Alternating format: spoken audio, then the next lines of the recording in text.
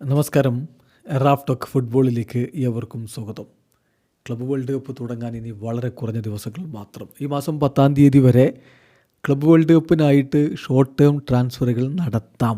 അങ്ങനെ ക്ലബ്ബുകൾ സ്വന്തമാക്കിയേക്കാവുന്ന സൂപ്പർ താരങ്ങളുടെ ഒരു ലിസ്റ്റ് നമ്മൾ പരിശോധിക്കുകയാണ്. ക്ലബ്ബ് വേൾഡ് കപ്പിൽ ടീമുകൾ സ്വന്തമാക്കിയേക്കാവുന്ന താരങ്ങൾ ഒന്ന് തീർച്ചയായിട്ടും ക്രിസ്ത്യാനോ റൊണാൾഡോയാണ്. അദ്ദേഹത്തിൻ്റെ പേര് വലിയ രൂപത്തിൽ ചർച്ചയായി കൊണ്ടിരിക്കുന്നുണ്ട്. അത് പ്രത്യേകിച്ച് ഫിഫ പ്രസിഡന്റ് ജിയാനി ഇൻഫാൻറ്റിനോ പറയുക കൂടി ചെയ്തപ്പോൾ ആ ഒരു ഡിസ്കഷൻ തകൃതിയായിട്ട് നടക്കുന്നുണ്ട്. പക്ഷേ CR7 അൽ നസറിൽ നിന്ന് ഈ ഒരു ടൂർണമെൻറ്റിനായിട്ട് മറ്റേതെങ്കിലും ക്ലബ്ബിലേക്ക് ചേക്കേറുമ്പോൾ അത് കാത്തിരുന്ന് കാണേണ്ട കാര്യമാണ്. നിലവിൽ അദ്ദേഹം യുവേഫ നേഷൻസ് ലീഗ് കളിക്കാൻ പോർച്ചുഗീസ് ദേശീയ ടീമിനോടൊപ്പമാണുള്ളത്.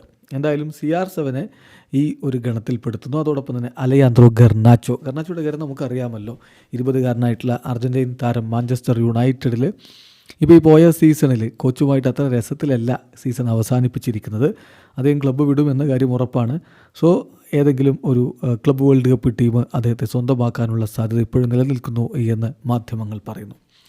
മറ്റൊരാൾ എറിക്സനാണ്. അദ്ദേഹം എങ്ങോട്ടേക്ക് എന്ന കാര്യത്തിൽ ഇപ്പോഴും വ്യക്തതയില്ല. എന്തായാലും ഇംഗ്ലീഷ് ടീമിന് വേണ്ടിയിട്ട് അദ്ദേഹം 3 വർഷക്കാലം കളിക്കുകയുണ്ടായി. മാഞ്ചസ്റ്റർ യുണൈറ്റഡിനായിട്ട് 107 മത്സരങ്ങൾ അദ്ദേഹം കളിച്ചു, 8 ഗോളുകൾ നേടി. ഒരു പുതിയ ക്ലബിന് വേണ്ടിയിട്ടുള്ള ശ്രമത്തിലാണ് അദ്ദേഹം ഉള്ളത്. സോ ക്ലബ്ബ് വേൾഡ് കപ്പ് കളിക്കുന്ന ടീമുകൾ അദ്ദേഹത്തിൽ താല്പര്യം പ്രകടിപ്പിച്ചാൽ അത്ഭുതപ്പെടേണ്ടതില്ല. മറ്റൊരാൾ തീർച്ചയായിട്ടും ഗിബ്സ് വൈറ്റാണ്.